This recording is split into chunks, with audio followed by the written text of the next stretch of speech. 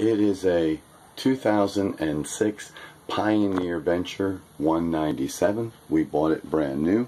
It has a Yamaha 150 horsepower 4-stroke in it that was built in March of 2006. This summer we were having a little smell of gas and we couldn't quite figure out what was going on. I've always maintained the boat really well.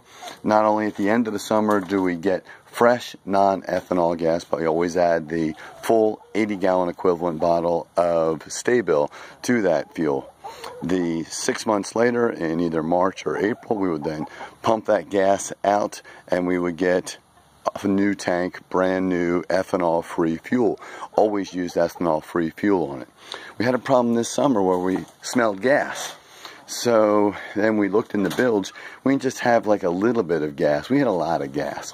At first, when we had smelled the gas, we looked and the gasket for the gas tank sending unit seemed to be a little bit dry, so we replaced that. Did not fix the problem. Also, we were having problems fueling the boat, where we could go less than a gallon a minute in fueling the boat. So we took it to our local center, because when we called Pioneer and then we were told to call a regional manager and a district manager in our area, we never got a phone call back to see, hey, can you help us figure out what's going on?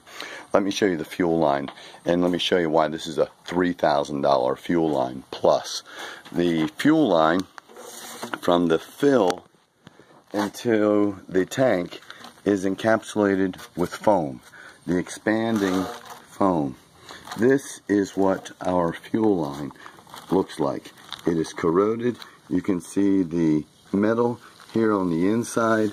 It's fallen apart on the inside. Again, never had ethanol-based gas and never had anything but Bilge added to that gas, Bilge brand. So, did we have a lot of fuel in the bilge? Yeah, gallons of fuel, and gallons of fuel also was soaking the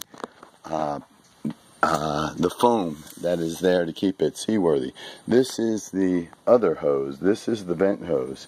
Same, laid in the same position. Don't see anything wrong with the vent hose. The manufacturer of the gas line is Shields. You know, right there. Manufactured the vast majority of gas lines. Wasn't an old hose, made in 2006, 1.5 inch. So there was some sort of a problem. I don't know if it's with the hose or whether it was with the expanding foam, but it's a big problem when you have a non-accessible fuel line in a boat that can be leaking this much gas into the foam, essentially really making the boat a bit of a bomb. So for those of you that are Pioneer owners and you have difficulty filling the tank, this is probably at least needs to be considered as far as part of your problem. And if you smell gas at all, especially on a Pioneer 197 like mine, you really got to stop playing. You got to find out what's going on, because it just takes one spark. So that was our Pioneer Venture experience. What did the bill come to? I'll just show you the final damage of the bill. $3,257. Primarily, it was due to labor, and that's actually after I negotiated several $100s off of the bill. So, $3,000 fuel line, yeah. If they had laid the fuel line in PVC pipe like they did all the electronics down the center of the boat, I don't think we would have had a problem. But it was laid directly against the chemical of the expanding foam and then not be accessible. Yeah, it was a big bill. Watch out. Thanks, y'all.